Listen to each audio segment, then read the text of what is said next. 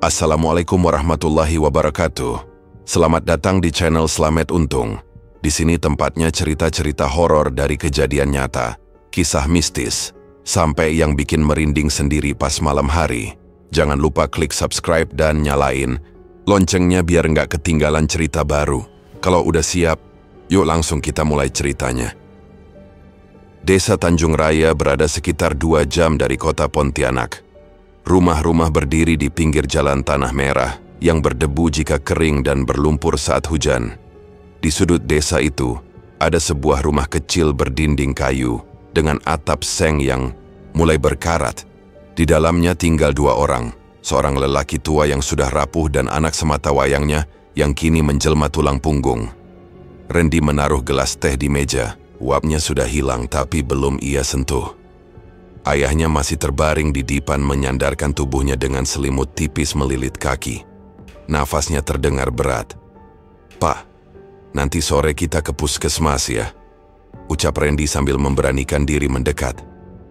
"Bapak cuma kecapekan, Endik," jawab ayahnya pelan. "Besok juga baikan." "Sudah 2 hari bapak begini terus," balas Randy. "Aku nggak tenang." Ayahnya tak menjawab, hanya mengangguk sambil menutup mata. Randy tahu, ayahnya tidak ingin membebani, tapi ia juga tahu batas. Tubuh tua itu makin lemah. Dada ayahnya sering ia lihat ditekan sendiri seolah hendak mengurangi rasa sakit yang tidak mau pergi. Sejak ibunya meninggal 2 tahun lalu, Randy hanya hidup berdua dengan ayahnya. Ia pernah mencoba bekerja di luar kota, tapi tak tahan jauh dari rumah. Akhirnya ia pulang dan kerja serabutan. Kadang ikut proyek bangunan, kadang bantu warga yang butuh tukang angkut. Hari ini tidak ada pekerjaan. Randy lebih memilih di rumah, menemani ayahnya. Sore itu, ia nekat membawa ayahnya ke puskesmas dengan motor butut yang bannya kempes sebelah. Jalanan berlubang membuat ayahnya terbatuk sepanjang perjalanan. Di puskesmas, mereka harus menunggu lama. Randy mencoba sabar, tapi detik terasa lambat. Ayahnya duduk menahan dada sambil sesekali menggertakkan gigi. Ketika akhirnya masuk ruang periksa, dokter hanya berkata satu kalimat yang membuat jantung Randy berdegup lebih kencang dari biasanya. "Ini tidak bisa ditangani di sini. Harus ke rumah sakit besar." Randy menunduk. Ia tahu maksudnya, uang. Ia mengantar ayahnya keluar ruangan tanpa berkata-kata. Di parkiran, ayahnya menepuk pelan paha Randy. Di lemari, ada amplop. "Endik, ambillah besok. Kalau darurat pakai." Randy menatap ayahnya. Ia tidak tahu harus senang atau sedih. Selama ini ia kira mereka tidak punya apa-apa, tapi ayahnya ternyata menyimpan sesuatu. Malamnya setelah ayahnya tidur, Randy membuka lemari tua yang pintunya selalu berderit jika disentuh. Di balik tumpukan sarung, ada sebuah amplop coklat tebal terikat karet gelang. Ia membuka pelan-pelan uang tunai terhitung rapi. Mungkin lebih dari 10 juta. Randy menghitung cepat dan menelan ludah. Matanya membesar, dadanya bergemuruh. Ia belum pernah memegang uang sebanyak itu. Tangannya bergetar, bukan karena takut, tapi karena tergoda. Besoknya, ia membawa ayahnya ke rumah sakit Kalbar Husada. Resepsionis meminta pembayaran di awal untuk pendaftaran dan pemeriksaan awal. Randy menyerahkan beberapa lembar uang dari amplop itu. Setelah ayahnya dibawa ke ruang röntgen, ia duduk di lorong rumah sakit dengan mata terpaku pada tembok putih. Suasananya dingin, penuh bunyi roda ranjang dan batuk-batuk pelan dari kamar sebelah. Dokter keluar membawa hasil dan berkata, "Ada gangguan jantung, harus rawat inap." Randy mengangguk. Tak ada pilihan. Ia menandatangani formulir dengan tangan. Kaku 2 hari berikutnya, Randy mondar-mandir dari kamar ayah ke kasir, dari apotek ke ruang periksa. Biaya terus bertambah. Ia menebus obat, tapi diam-diam menaikkan jumlahnya saat minta uang ke ayahnya. "Obatnya 300.000, Pak," katanya pelan. Padahal hanya 200.000. Ayahnya tidak banyak tanya, ia hanya menyerahkan uang. "Sisanya buat makan kamu juga." "Ndik." Randy tidak menyimpan semua uang itu di dompet. Ia sembunyikan sebagian di balik kaos dalam. Di saat ayahnya tidur, ia pergi membeli sepatu baru dan 2 potong baju. Lalu makan ayam goreng cepat saji yang belum pernah ia coba sebelumnya. Rasanya biasa saja, tapi membuatnya merasa seperti bukan orang desa. 3 hari setelah rawat inap, kondisi ayahnya menurun. Detak jantungnya tidak stabil. Pagi itu, ayahnya tidak bisa bangun. Suster memanggil dokter jaga. Randy berdiri di lorong, menunggu sambil menggigit jari. Dari celah pintu, ia melihat ayahnya dipasangi alat bantu nafas. Ia ingin masuk, tapi dilarang. Pukul 12 siang, dokter keluar dengan wajah lelah. "Kami sudah berusaha. Maaf, Bapak Anda tidak tertolong." Randy tidak bereaksi. Kepalanya menunduk. Tangannya terkulai di sisi tubuhnya. Ia tidak menangis di tempat. Ia hanya duduk, lalu bangkit perlahan dan melangkah ke kamar tanpa suara. Pemakaman dilakukan hari berikutnya. Beberapa tetangga datang. Seno juga datang, membantu menggali. Setelah acara selesai, Randy hanya duduk diam di teras. Langit sore mendung. Lantai kayu tempat ia duduk terasa dingin. "Sudah selesai, Dick. Sekarang kamu harus pikirkan hidupmu sendiri," kata Seno sambil menepuk bahunya. Randy tidak menjawab. Malam itu ia membuka lagi lemari. Amplop itu masih ada, sisa sekitar 10 juta. Ia tidak tahu kenapa ayahnya tidak pernah memakai uang itu selama ini. Tapi kini, semua jadi miliknya. Ia tidur di dipan yang biasanya ditempati ayahnya. Pandangannya kosong. Di kepalanya muncul keinginan-keinginan baru. Motor bekas, sandal mahal, makan enak setiap hari. Ia tahu uang itu tidak banyak, tapi cukup untuk membuatnya merasa seperti bukan Randy yang lama. Beberapa hari berikutnya, ia membeli celana baru, handphone bekas, bahkan makan siang di warung kota. Ia merasa hidupnya mulai berubah. Tapi tiap malam saat semua sunyi, suara batuk ayahnya seperti masih terdengar dari pojok kamar. Rasa bersalah datang diam-diam saat lampu dimatikan. Ia ingat ketika ia berbohong soal harga obat, dan ayahnya hanya menjawab dengan senyuman kecil. Ia tahu uang itu tidak akan bertahan lama, tapi ia tidak mau memikirkannya. Ia hanya ingin terus merasa seperti ini, bebas dari kemiskinan, walau untuk sebentar. Sampai malam itu, saat hujan turun tiba-tiba dan listrik padam. Ia duduk sendiri di ruang tengah, memeluk lutut sambil menatap gelap. Rasa tenangnya mulai retak sejak sore tadi, saat ia membuka amplop terakhir dan menyadari uangnya tinggal sedikit. Ia tahu, waktunya mencari pekerjaan, tapi di kepalanya belum ada arah. Esok paginya, langit tampak suram. Seno datang membawa kopi, sachet dan sebungkus roti. "Kamu kurusan, Endik, nggak tidur semalam?" "Angin masuk terus semalam." "Lembab banget rumah," jawab Randy, setengah bohong. Seno duduk di kursi plastik dekat jendela. "Aku ada tawaran kerja sementara. Tapi kamu bisa tidur gratis dan dikasih makan juga." Randy menatapnya cepat. "Kerja apa?" "Jagain rumah kosong di kota. Punya orang luar. Udah lama ditinggalin. Aku biasanya yang jaga, tapi minggu ini nggak bisa." Randy diam sejenak. Tawaran itu tidak terdengar buruk. Ia butuh tempat tinggal, dan jika makan juga ditanggung, berarti sisa uangnya bisa ia hemat. "Bayarannya berapa?"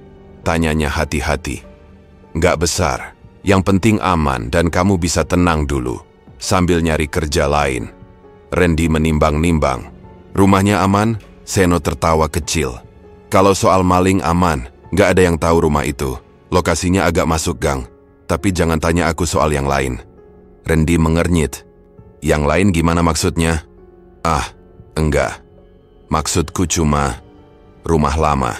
Jadi pasti pengap, lembab. Gitu doang." Meski ragu, Randy tetap menerima tawaran itu.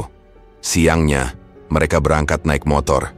Jalanan kota penuh lubang, dan beberapa bagian banjir setengah roda. Setelah berputar melalui gang-gang sempit, mereka tiba di depan rumah berpagar besi rendah. Bangunannya besar, 2 lantai, dengan cat yang mulai mengelupas. Jendela-jendelanya ditutup rapat. Pekarangan dipenuhi daun-daun kering.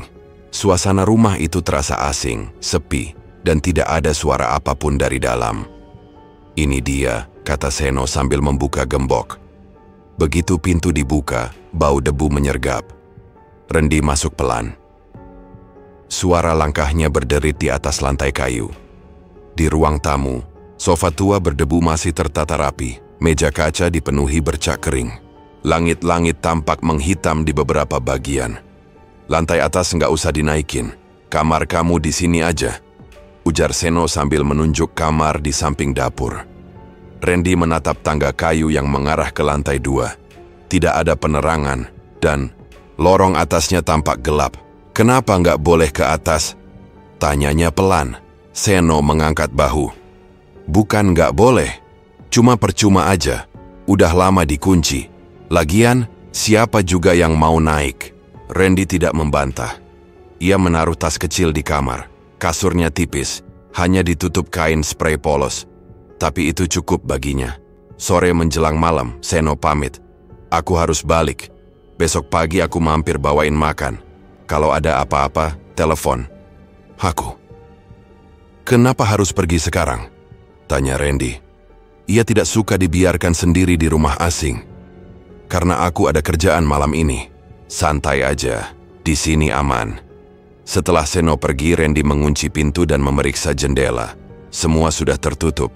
Ia duduk di ruang tengah mencoba menyalakan TV tua di pojok ruangan, tapi colokan rusak.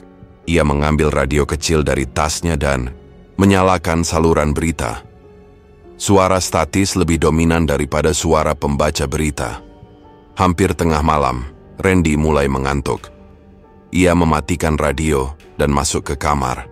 Tapi baru saja berbaring, terdengar suara di atas, seperti langkah kaki kecil yang berlari pelan. Lalu terdengar tawa anak kecil cepat lirih seperti dari balik dinding. Randy duduk tegak. Ia menajamkan telinga. Suara itu muncul lagi, lari, lalu diam, lalu tawa. Ia berdiri membuka pintu kamar dan menatap ke arah tangga. Lorong atas tetap gelap. Tidak ada lampu, tidak ada suara sekarang. Tapi Randy tahu ia mendengarnya tadi. Ia menelan ludah, lalu kembali masuk kamar dan mengunci pintu. Sepanjang malam ia tidak bisa tidur. Ia terjaga sampai pagi dengan mata terbuka dan telinga. Waspada. Keesokan paginya Seno datang dengan 2 bungkus nasi. Randy berusaha bersikap biasa. Tidur enak, Ndik? Tanya Seno. Lumayan, jawab Randy pendek. Seno menaruh makanan di meja. Kalau kamu betah, bisa tak sambung sampai seminggu? Randy tidak langsung menjawab. Ia masih merasa tidak enak. Sejak semalam. Di atas beneran gak ada orang. Lantai 2 kosong. Emangnya kenapa? Semalam aku dengar suara, kayak anak kecil lari. Seno terdiam. Ia mengaduk kopi tanpa bicara. Setelah beberapa saat, ia menatap Randy. Mungkin tikus atau suara dari rumah sebelah. Rumah sebelah kosong juga, Sen. Seno tidak menjawab. Randy tahu itu bukan tikus. Ia mendengar suara kaki berlari dan suara tawa. Suara itu terlalu jelas, terlalu nyata. Tapi ia tidak ingin terlihat takut. Ia hanya mengangguk, mengambil nasi, dan makan perlahan. Tapi tangannya gemetar sedikit saat membuka plastiknya. Hari berikutnya ia tetap di rumah. Tidak banyak yang bisa dilakukan. Ia menyapu, mengepel, mencoba membuka jendela agar udara masuk. Saat sore datang, angin dari luar membuat pintu dapur terbuka sendiri. Randy menutupnya lagi. Tapi ia merasa seperti sedang diperhatikan. Tiap kali membalik badan, seolah ada yang baru saja menunduk dari arah tangga. Saat malam tiba, ia duduk di sofa tua dan mencoba tidur di sana. Tapi suara dari atas terdengar lagi. Kali ini bukan tawa, tapi suara lari-lari kecil yang terputus-putus. Seperti sedang bermain. Ia menyalakan radio untuk mengalihkan suara itu, tapi malah membuat pikirannya lebih gelisah. Ia bangun berjalan ke arah tangga, lalu berhenti. Ia menatap ke atas. Tidak ada siapa-siapa, tapi lorong itu tetap gelap, seolah menyimpan sesuatu yang tidak bisa ia lihat. Ia mundur, masuk ke kamar, dan menutup pintu. Tapi malam itu, meskipun lampu dinyalakan, rasa dingin tidak hilang dari kamar. Udara diam, tidak ada suara sekarang. Tapi perasaan seperti sedang dilihat dari celah. Pintu tidak pergi. Paginya Seno datang lebih siang dari biasanya. Randy duduk di teras, matanya merah. Ngapain duduk di luar? Tanya Seno. Di dalam pengap. Bisa juga kamu keluar dari kamar, Seno tersenyum. Aku kira kamu bakal betah di kamar terus. Randy tidak tertawa. Aku nanya, Sen, semalam kamu tinggalin aku kenapa nggak bilang? Pulang-pulang nggak kabar apa-apa. Seno membuka plastik berisi roti. Aku udah bilang semalam, Dick. Ada kerjaan. Randy menatapnya dalam. Kenapa kamu nggak tidur di sini aja bareng? Lagian, kamu juga nggak nanya mau ditemenin. Randy ingin bicara lebih, tapi ditahannya. Ia hanya menatap roti yang disodorkan Seno tanpa benar-benar lapar. Kepalanya masih dipenuhi suara dari lantai atas malam tadi. Ketika Seno pamit untuk kembali bekerja, Randy tidak menahan. Ia merasa tak perlu menambah satu malam lagi di rumah itu. Sisa uang yang ada di saku cukup untuk beberapa hari. Ia memutuskan keluar. 2 hari kemudian, Randy bertemu lagi dengan Seno di warung depan gang. Mereka duduk di bangku panjang sambil menyeruput kopi hitam yang rasanya lebih pahit dari biasanya. Kamu nyari kerja kemana? Tanya Seno. Belum kemana-mana, jawab Randy jujur. Cuma keliling tanya-tanya. Banyak yang minta pengalaman. Seno mengangguk. Ia mengangkat gelas dan meneguk sampai habis. Lalu ia menyodorkan sebuah ide. Ada proyek pembangunan jembatan di pinggiran kota. Butuh tukang bantu. Kerja berat, tapi makan dapat. Dan upah harian. Kamu mau? Randy tak langsung jawab. Ia pernah ikut proyek, tapi belum pernah di area seperti itu. Tapi dibanding diam saja, ia tahu ini kesempatan. Siapa yang urus? Temanku. Namanya Pak Darmo. Aku bisa rekomendasiin kamu. Pagi harinya, mereka berangkat naik motor ke lokasi proyek. Tempatnya berada di sisi sungai besar yang airnya kecoklatan dan deras. Tiang-tiang jembatan sudah berdiri separuh. Di sekitar proyek suara alat berat memekakkan telinga. Tanah lembek, banyak pasir bercampur lumpur. Beberapa pekerja sibuk membawa besi panjang, lainnya sibuk menata cetakan cor. Langsung kerja aja? Tanya Randy. Langsung, jawab Seno. Kamu bantu bagian batu sama pasir dulu, nanti lama-lama bisa pindah ke atas. Pak Darmo, pria gemuk dengan suara keras, hanya memberi aba-aba tanpa banyak tanya. Randy segera ikut bergabung dengan 5 pekerja lain. Ia diberi sekop, lalu diarahkan ke sisi jembatan. Hari pertama berjalan berat. Keringatnya bercucuran, tangannya pegal. Tapi saat istirahat siang, ia memilih duduk sendiri di bawah pohon kecil dekat ujung jembatan. Dari tempat itu, ia melihat ke arah seberang. Di sana, di ujung jembatan yang belum jadi, berdiri seorang perempuan.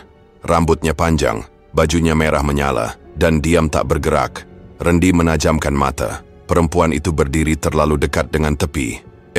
Gumam Randy. Sambil berdiri, itu siapa? Ia menoleh ke belakang dan memanggil salah satu temannya. Mas, itu siapa ya yang di sana? Temannya ikut menatap. Mana? Itu yang bajunya merah. Temannya menggeleng. Gak ada siapa-siapa. Randy menatap kembali ke arah perempuan itu. Tapi kini tempat itu kosong. Tidak ada siapa-siapa. Sisa hari itu, Randy bekerja dengan pikiran tidak tenang. Bayangan perempuan tadi terus muncul di benaknya. Saat sore tiba dan semua pekerja bersiap pulang, ia berjalan lambat di belakang rombongan. Ia menoleh lagi ke arah tadi dan hanya melihat tiang besi dan tumpukan pasir. Keesokan paginya, Randy kembali bekerja. Pagi itu langit sedikit mendung. Ia kebagian tugas di sisi jembatan, memindahkan batu pecah dari truk ke ember cor.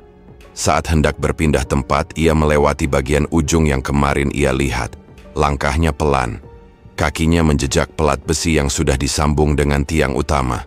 Ketika menunduk mengambil ember yang jatuh, ia merasa ada yang menyentuh pergelangan kakinya. Bukan hanya menyentuh, tapi menarik. Serunya kaget. Ia refleks mengangkat kaki, tapi tarikan itu kuat. Badannya condong ke depan. Satu kakinya nyaris tergelincir ke sisi jembatan. Tangannya berusaha mencari pegangan, tapi yang ada hanya pasir licin. Tolong, teriaknya. Tapi suara alat berat menggema terlalu kencang. Tidak ada yang menoleh. Randy berusaha menggapai satu batang besi yang menonjol dari sisi atas jembatan. Dengan tenaga penuh, Ia menarik tubuhnya. Tarikan di kaki, seolah bertahan beberapa detik, lalu menghilang tiba-tiba. Ia berhasil naik kembali. Nafasnya terengah, lututnya lemas. Ia duduk di situ, berkeringat, tangan gemetar. Saat teman-teman datang membawa ember lainnya, mereka heran melihat Randy duduk di tanah. "Kamu kenapa?" tanya salah satu dari mereka. "Kepleset," jawab Randy singkat. Ia tidak ingin terlihat aneh. Sore harinya, saat semua pekerja berkumpul untuk dihitung jam kerja, kabar datang dari bagian proyek seberang. Salah satu tukang yang baru ikut seminggu ditemukan meninggal di sungai. Kata pengawas, ia jatuh saat memindahkan alat dan tubuhnya terbawa arus. Randy diam. Ia tidak kenal korban itu. Tapi yang membuat dadanya terasa berat, kejadian itu terjadi di tempat yang sama ia hampir jatuh tadi pagi. Wajahnya pucat. Sisa malam itu ia lalui di kontrakan darurat para pekerja, tapi tidak bisa tidur. Ia hanya berbaring menatap langit-langit seng dan mengulang adegan pagi tadi di kepalanya. Paginya, ia temui Seno yang kebetulan datang ke proyek. Mereka duduk di sisi truk kosong, makan gorengan yang dibagikan mandor. "Sen," kata Randy pelan, "kamu percaya kalau tempat ini nggak bersih?" Seno mengunyah lambat. "Maksudmu? Kemarin aku lihat perempuan pakai baju merah di ujung jembatan. Hilang begitu aja. Terus pagi tadi aku hampir jatuh kayak ada yang narik. Terus sekarang ada yang meninggal." Seno berhenti mengunyah. Ia menatap Randy serius. "Kamu lihat juga?" "Lihat apa?" "Perempuan itu." "Kamu juga?" Seno tidak jawab. Ia hanya menunduk. Randy merasakan dadanya makin berat. Sebenarnya proyek ini... "Pernah ada korban sebelum ini?" tanya Randy.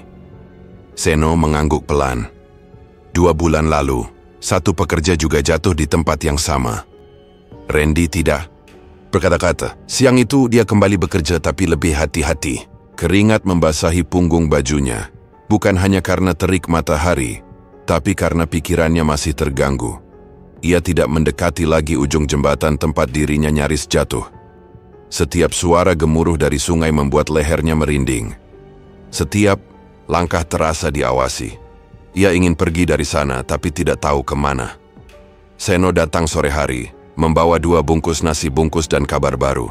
Mereka duduk di bawah pohon besar tak jauh dari parkiran alat berat. "Ada tawaran kerja lain, Endik. Kali ini lebih ringan, lebih aman juga," ucap Seno sambil membuka nasinya. "Di mana?" tanya Randy tanpa semangat. "Kalimantan Timur. Aku ada kenalan namanya Darto. Orang kaya. Katanya dia punya jaringan tambang emas. Tapi butuh orang buat bantu operasional di sana." Randy menatap Seno dalam. "Tambang emas?" "Iya. Tapi kamu jangan bayangin kerja angkut batu. Mungkin bantu bagian logistik, bersih-bersih, atau jaga gudang." Randy mengangguk pelan. Tawaran itu lebih masuk akal daripada terus bekerja di proyek yang sudah 2 kali hampir membunuhnya. Ia setuju. 2 hari kemudian, ia dan Seno berangkat menggunakan travel. Perjalanan panjang memakan waktu lebih dari 12 jam. Mobil yang mereka tumpangi melintasi jalan berlumpur, perkebunan sawit dan daerah tanpa sinyal. Saat tiba di sebuah kota kecil, mereka dijemput oleh pria kurus berjaket kulit. Namanya Sunan, katanya anak buah Darto. Dari sana mereka melanjutkan perjalanan ke arah timur. Di sepanjang perjalanan Randy menatap keluar jendela. Ia tidak tahu kenapa dadanya tidak tenang. Sunan jarang bicara, hanya sesekali memberi arah kepada sopir. Setelah menempuh jalan tanah selama hampir 1 jam, mereka tiba di sebuah bangunan besar di tengah perkampungan. Di sana berdiri sebuah warung makan. Di depan bangunan tertulis jelas, "Warung Sate Madura Pak Wiryo." Randy berhenti melangkah. Ia menatap Seno. "Ini?" "Iya. Untuk sementara kamu kerja di sini dulu. Tempat Darto ada di balik desa ini. Pak Wiryo ini orangnya." Seno tidak terlihat canggung saat mengatakan itu, tapi Randy merasa seperti ditipu. Katanya, "Tambang?" Randy menahan emosi. Seno menoleh. "Kamu tetap digaji, dikasih makan, tinggal juga gratis. Daripada kamu kerja di proyek jembatan itu, mati sia-sia." Pak Wiryo muncul dari balik tirai plastik yang menutup pintu dapur. Pria berumur sekitar 50 tahun itu tersenyum lebar, mempersilahkan Randy masuk ke dalam. "Kamu Randy ya?" katanya. "Orangnya rajin, bagus. Di sini kerjanya gampang. Pagi bantu potong daging, siang bantu bakar sate, malam istirahat. Tapi ada syaratnya." Randy hanya mengangguk walau belum sepenuhnya paham. Pak Wiryo melanjutkan, "Di rumah ini kalau kamu lihat ular, jangan usik, jangan usir, jangan ganggu, biarkan saja lewat." Randy mengerutkan dahi. "Ular?" Pak Wiryo menepuk bahunya. "Enggak, sering muncul. Tapi kalau muncul, jangan macam-macam." Sunan membawa Randy ke kamar di belakang warung. Sebuah ruangan kecil dengan satu kasur tipis dan kipas angin tergantung di dinding. Dinding kamar sudah tua, dan sebagian catnya mengelupas. Randy membuka pintu kamar, meletakkan tas dan menarik nafas panjang. Saat ia menoleh ke arah kasur, tubuhnya langsung mundur satu langkah. Di atas kasur, seekor ular besar berwarna gelap melingkar tenang. Ular itu tidak bergerak, tapi matanya terbuka, menatap langsung ke arah Randy. Tubuh Randy kaku. Ia hampir berteriak, tapi teringat ucapan Pak Wiryo, "Jangan ganggu." Dengan sangat pelan, Randy menutup pintu kamar dan berdiri di luar. Napasnya pendek-pendek. Ia memandangi lantai dan mencoba menenangkan diri. Sunan muncul dari dapur, membawa ember berisi air. "Kamu udah lihat ya?" tanya Sunan tanpa perlu dijelaskan apa-apa. "Iya, di kasur," jawab Randy. "Udah, tunggu aja, biasanya dia keluar sendiri." "Kenapa nggak diusir aja?" Sunan tidak menjawab. Ia hanya berjalan ke belakang warung dan menghilang. 30 menit kemudian Randy memberanikan diri membuka pintu kamar pelan-pelan. Ular itu sudah tidak ada. Kasur tampak normal. Tapi hawa di kamar itu seperti berubah. Lebih panas, lebih lembab. Ia masuk perlahan, duduk di pojok kasur dan meletakkan tasnya. Malam sudah dekat.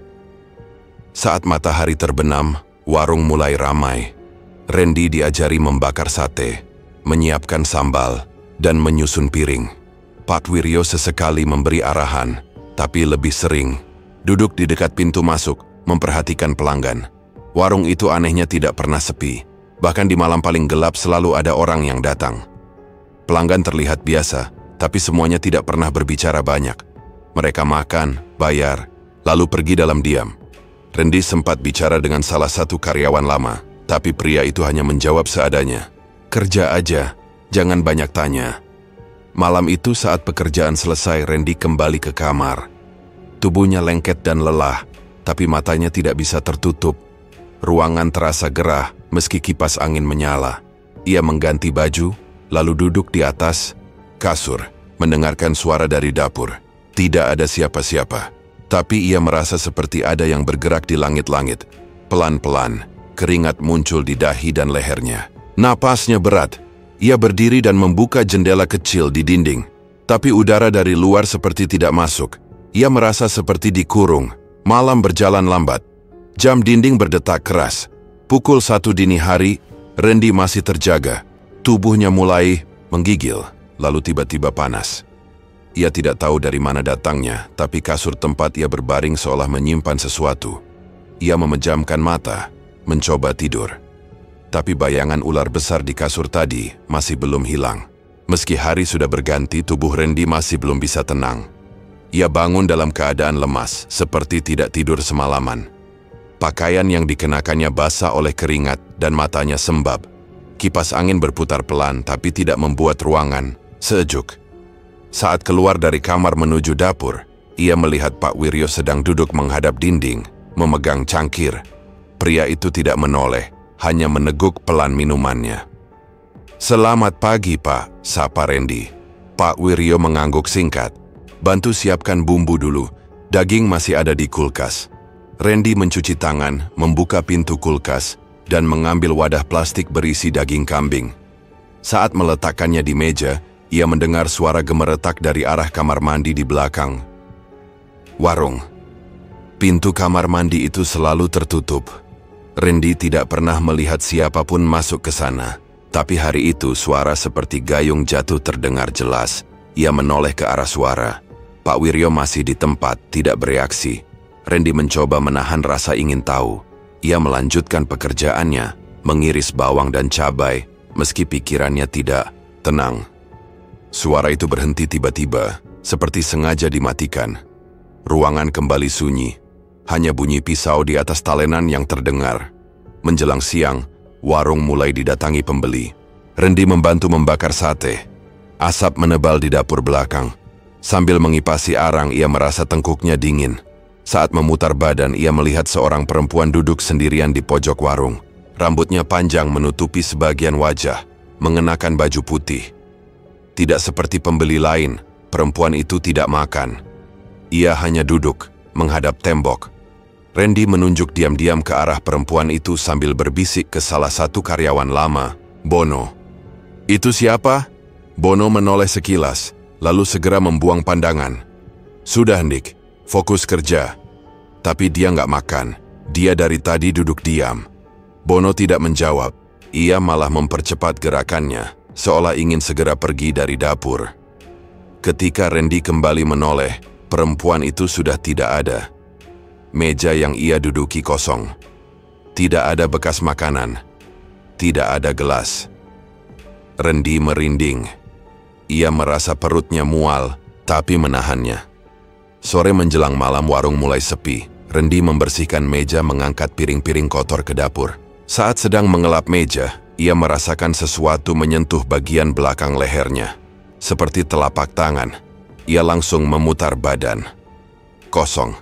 Tidak ada siapapun di belakangnya, tapi sensasi dingin masih tertinggal di kulitnya. Ia berdiri diam. Napasnya memburu, lalu melangkah cepat ke arah dapur. Bono menatapnya tapi tidak bertanya. "Pak Wiryo di mana?" tanya Randy. "Di belakang bareng Sunan," jawab Bono. Randy masuk ke kamar, menutup pintu, dan duduk di tepi kasur. Pikirannya kacau. Dadanya sesak. Ia merasa seperti sedang dipantau terus. Ia memejamkan mata, berharap tidur bisa membantunya.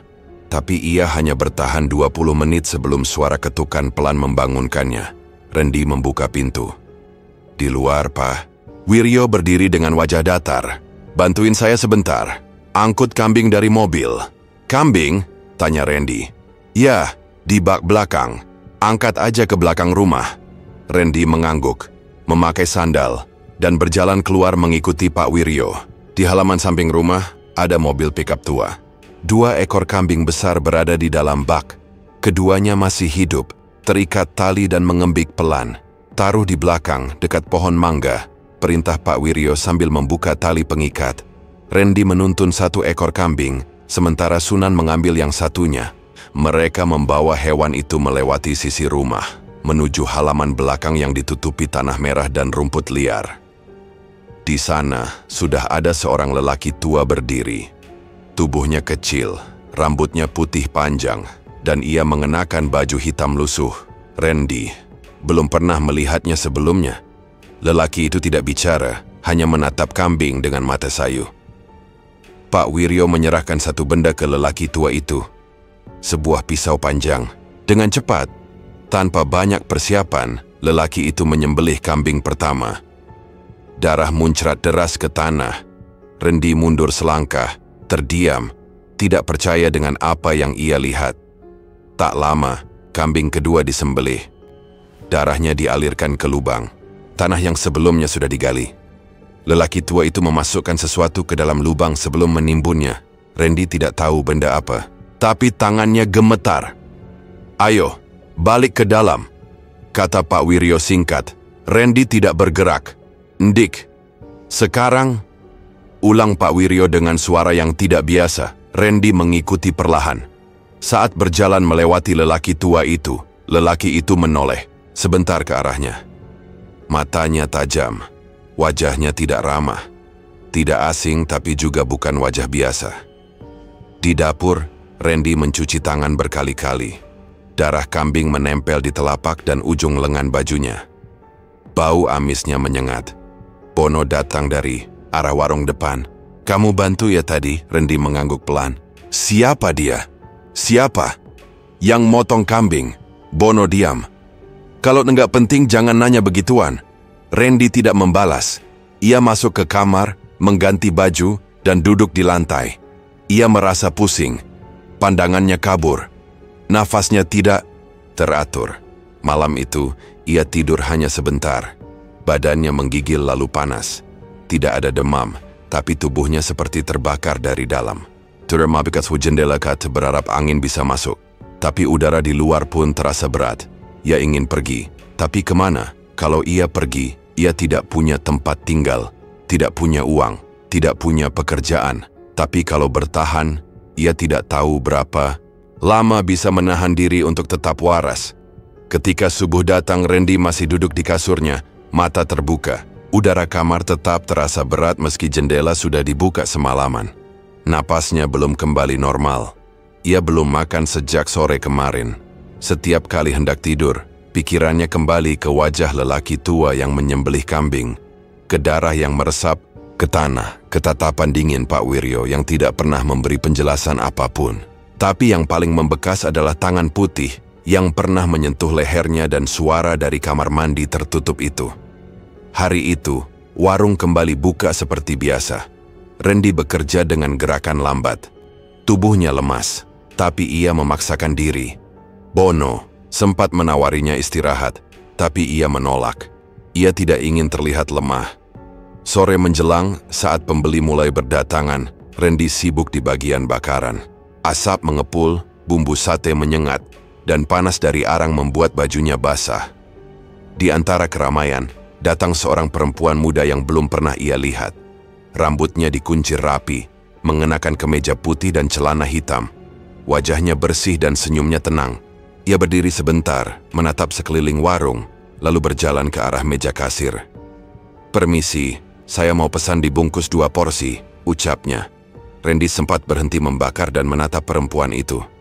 Ia tidak tahu kenapa, tapi dari semua wajah yang ia lihat hari itu, hanya perempuan itu yang membuat dadanya terasa longgar. Bono yang mencatat pesanan lalu menyerahkannya ke Randy. 2 porsi, Indik." Randy mengangguk dan mulai menyiapkan pesanan. Saat membungkus sate, ia melirik ke arah perempuan itu yang kini duduk di pojok meja, memandangi warung dengan tenang. Setelah pesanan selesai, Bono memberikannya. Tapi perempuan itu malah berdiri dan menghampiri Randy langsung. "Kamu yang masak, ya?" Randy sedikit kaget. "Iya, Mbak. Masakannya enak. Tapi yang saya suka, kamu kerjanya sopan." "Terima kasih," jawab Randy singkat. Perempuan itu tersenyum lagi. "Namaku Wulan. Aku juga punya warung. Masih baru buka. Tapi aku butuh orang." Randy tidak langsung menanggapi. Ia menatap Wulan dengan bingung. "Saya serius. Kalau kamu mau kerja sama saya, datang aja. Saya tinggal di rumah belakang toko pakaian Cempaka. Tanya saja orang sekitar." Setelah itu Wulan pergi. Randy mematung beberapa saat. Bono datang dari belakang dan menepuk pelan lengannya. "Kayaknya kamu dapat jalan keluar," gumam Bono. Malam itu, Randy tidak bisa diam. Ia bolak-balik di kasur. Pikirannya campur aduk. Tawaran itu datang begitu tiba-tiba. Ia tidak pernah cerita ke siapapun soal rasa tidak nyamannya di warung Pak Wiryo. Tapi perempuan asing itu seolah tahu. Ia tahu Randy butuh tempat baru. Keesokan paginya, sebelum Pak Wiryo datang dari rumah depan, Randy memberanikan diri pamit ke Bono. "Aku mau coba ke tempatnya Mbak Wulan itu." Bono hanya mengangguk. "Hati-hati, jangan bilang-bilang siapa-siapa dulu. Nanti kalau udah aman baru kabarin." Randy membawa tas kecilnya dan meninggalkan warung tanpa pamit. Ia berjalan kaki ke arah kota kecil, mengikuti petunjuk yang disebutkan Wulan. Butuh waktu 1 jam hingga ia menemukan toko pakaian Cempaka. Di belakangnya ada rumah berpagar hitam. Randy mengetuk pintu pelan. Tidak lama, Wulan membuka pintu dengan wajah ramah. "Kamu datang juga?" "Iya, Mbak. Saya mau coba kerja di tempat Mbak. Panggil aku Wulan saja." "Di sini nggak ada yang pakai panggilan begituan." Randy masuk ke rumah. Halaman bersih, ruang tamu rapi, dan suasana rumah sangat berbeda dari warung Pak Wiryo. Tidak ada bau aneh, tidak ada suara ganjil, dan udaranya segar. Wulan mengajak Randy duduk dan langsung menjelaskan aturan sederhana. "Kamu kerja bantu masak dan bersih-bersih. Nanti sore kita mulai jualan. Tempatnya di depan rumah. Ada gerobak kecil." Randy mengangguk. Ia merasa lebih tenang hanya dengan mendengar suara Wulan. Kamar tempat ia menginap pun bersih, memiliki jendela besar dan ranjang yang empuk. Tidak ada ular, tidak ada bau darah. Malam pertama di tempat baru, Randy tidur lebih cepat. Tapi sekitar jam 2 malam ia terbangun. Bukan karena suara, bukan karena mimpi. Ia hanya merasa tidak nyaman. Matanya terbuka dan langsung melihat ke arah pintu. Tidak ada siapa-siapa, tapi rasa itu masih ada. Seperti saat seseorang berdiri di sudut kamar dan menatapnya. Ia duduk di ranjang, menyalakan lampu kecil di samping tempat tidur. Lalu berdiri, membuka jendela, dan menarik napas dalam. Udara malam masuk perlahan. Ia mencoba meyakinkan diri bahwa semua ini hanya sisa ketegangan dari tempat lama. Besok paginya, ia mulai bekerja di warung Wulan. Gerobak sate yang dipasang di depan rumah lebih kecil dari warung Pak Wiryo, tapi pelanggan yang datang terlihat lebih akrab. Randy melayani dengan cepat. Ia merasa semangatnya kembali. Tidak ada yang memerintah dengan suara dingin. Tidak ada tatapan yang mencurigakan. Tapi saat malam tiba dan ia kembali ke kamar, perasaan itu datang lagi. Ia tidak bisa menjelaskannya. Bukan takut, bukan panik, tapi gelisah tanpa sebab. Seolah ada yang belum selesai. Beberapa malam kemudian perasaan itu tidak hilang. Bahkan, makin kuat. Tiap kali hendak tidur, Randy merasa harus memastikan semua pintu terkunci. Ia mulai bangun lebih sering hanya untuk mengecek bahwa dirinya benar-benar sendiri. Ia mulai bertanya dalam hati. Kenapa Wulan datang ke warung Pak Wiryo? Saat itu, kenapa bisa langsung tahu ia butuh pekerjaan? Kenapa semua begitu tepat? Suatu malam, setelah semua pelanggan pulang dan Wulan membersihkan sisa bumbu di dapur, Randy memberanikan diri bertanya, "Wulan, kamu tahu aku kerja di mana sebelumnya?" Wulan menoleh, tersenyum kecil. "Aku cuma dengar dari tetangga." Katanya, "Kamu sopan, lain dari yang lain. Tapi kenapa tawarkan kerja ke aku?" "Karena aku percaya sama naluri." Randy diam. Jawaban itu terdengar masuk akal. Api ada bagian dalam dirinya yang tidak bisa menerima sepenuhnya. Ia tidak tahu bagian mana yang salah, tapi rasa ragu itu tetap tinggal. Meski Wulan tidak pernah bersikap aneh atau menyakitkan. Hari-hari berikutnya, mereka tetap bekerja seperti biasa. Wulan lebih sering membiarkan Randy yang melayani pelanggan, sementara ia menjaga dapur. Pelanggan makin banyak. Warung kecil itu mulai dikenal orang. Satu sore, saat hujan turun ringan, Wulan duduk di teras sambil memandang ke jalan. Randy yang baru selesai menyapu halaman ikut duduk di sebelahnya. "Kamu nggak kepikiran pulang?" tanya Wulan tiba-tiba. "Pulang kemana?" Randy menoleh. "Ke rumah, ke kampung." Randy diam sejenak. "Sudah nggak ada siapa-siapa di sana." "Kalau begitu, kenapa nggak tinggal di sini selamanya?" Pertanyaan itu singkat, tapi dalam. Randy menatap Wulan yang sedang memainkan ujung rambutnya. Ia tidak menjawab langsung. Tapi dalam waktu beberapa hari, pembicaraan itu jadi lebih serius. Wulan mulai bicara soal pernikahan, soal tinggal bersama, soal membesarkan usaha. Randy mengiyakan semuanya. Ia tidak punya alasan untuk menolak. Wulan baik, warungnya maju, dan ia merasa aman, setidaknya secara lahir. Pernikahan dilakukan secara sederhana. Hanya ada beberapa tetangga dan 2 orang yang mengaku keluarga jauh Wulan. Tidak ada pesta besar, tidak ada musik, hanya akad singkat di dalam rumah. Randy mengenakan kemeja putih dan sarung.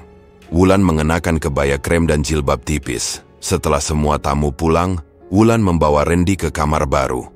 Kamar itu lebih luas, berkasur empuk, dengan lemari besar dan cermin panjang di sudut ruangan. Wulan tersenyum, memeluk Randy dengan pelan.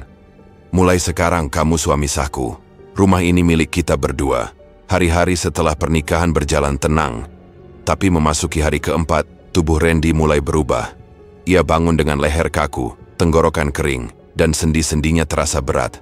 Awalnya ia kira masuk angin, tapi malamnya ia menggigil. Keesokan paginya, ia tidak bisa bangun dari kasur.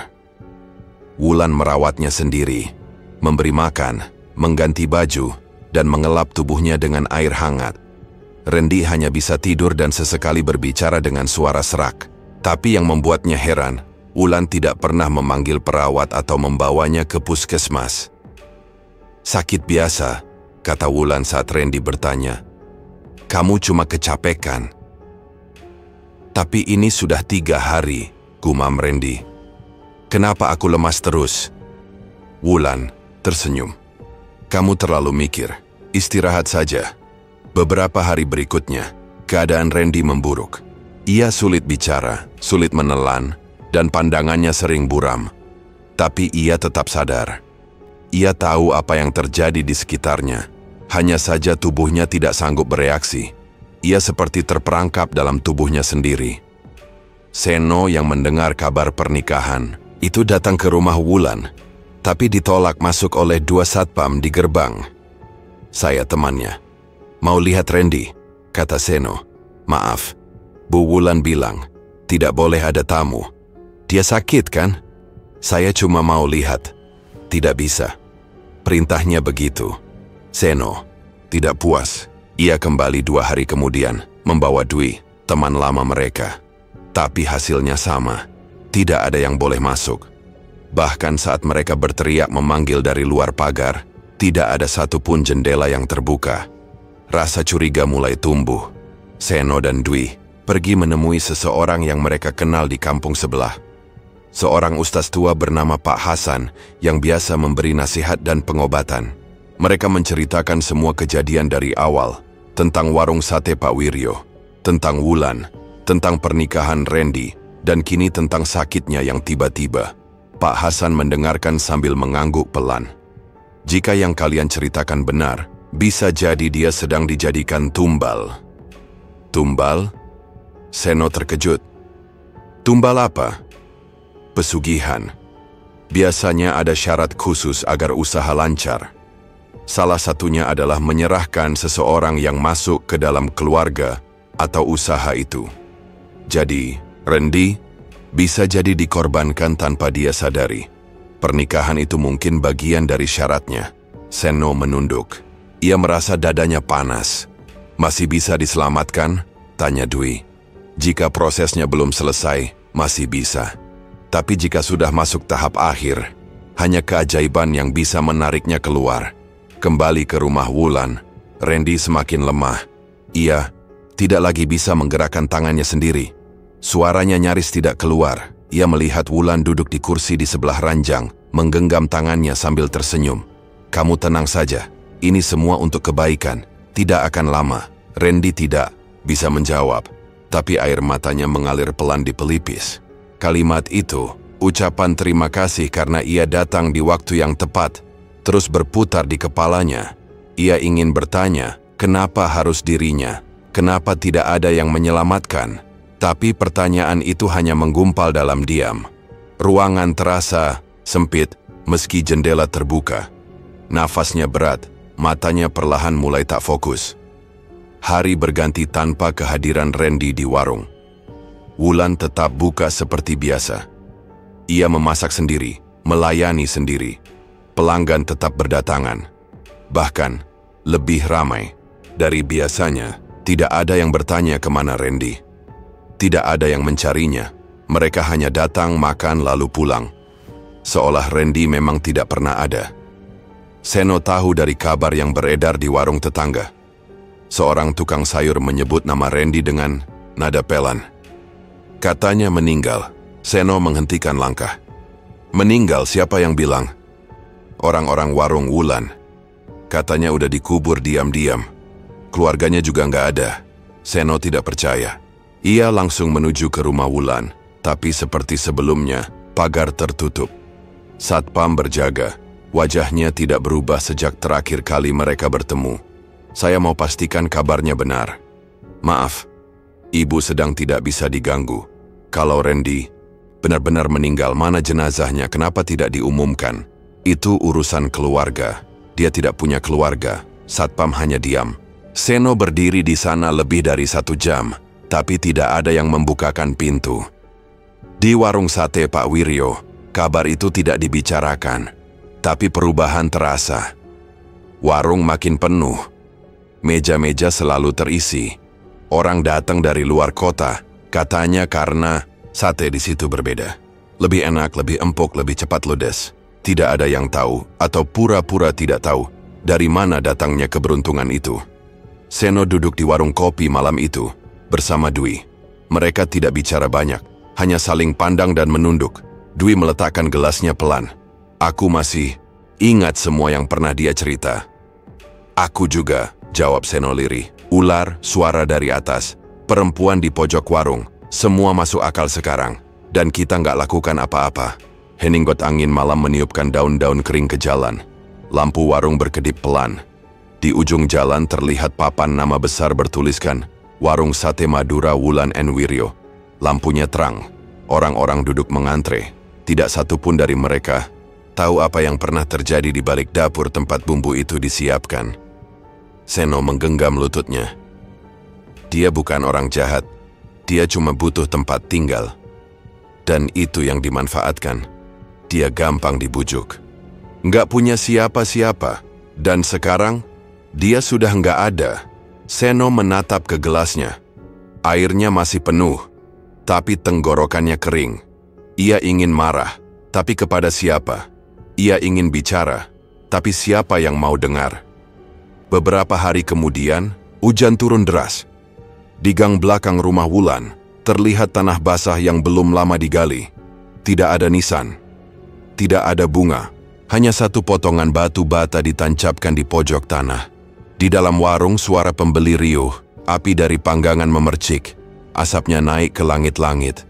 Wulan berdiri di belakang etalase, wajahnya tenang. Pak Wiryo duduk di bangku kayu, menggulung lengan bajunya. Tahun ini lebih cepat dari yang dulu, kata Pak Wiryo pelan. Wulan tidak menjawab, malam semakin larut. Di kamar belakang rumah, tempat dulu Randy sempat tidur, ranjang sudah diganti. Spray baru, bantal baru, lemari baru. Tapi di balik dinding kayu yang mengelupas, masih ada bekas-bekas kuku yang tergores samar. Satu baris, lalu satu lagi. Lurus dan pendek. Seperti seseorang yang pernah berusaha meninggalkan jejak sebelum tubuhnya benar-benar berhenti. Tidak ada yang bisa menyebut nama Randy di sana. Tidak ada yang berani mengungkit. Bahkan Seno pun akhirnya memilih diam. Bukan karena lupa, tapi karena ia tahu. Kebenaran kadang bisa dibayar mahal, dan orang seperti Randy yang datang tanpa siapa-siapa akan selalu jadi pilihan terbaik. Malam itu, di tengah riuh pelanggan dan asap sate yang menebal, seekor ular besar melata keluar dari belakang rumah. Pelan tapi pasti, ia menyelinap ke bawah meja paling ujung. Tidak ada yang melihat, tidak ada yang sadar. Cerita pun berakhir. Semoga kalian suka dan bisa ambil pelajaran dari setiap kisah yang ada. Kalau kalian punya cerita horor pribadi atau kejadian mistis di sekitar kalian, tulis di kolom komentar. Siapa tahu bisa kami angkat jadi video selanjutnya. Jangan lupa like, share, dan subscribe biar channel ini terus berkembang. Sampai jumpa di cerita berikutnya. Wassalamualaikum warahmatullahi wabarakatuh.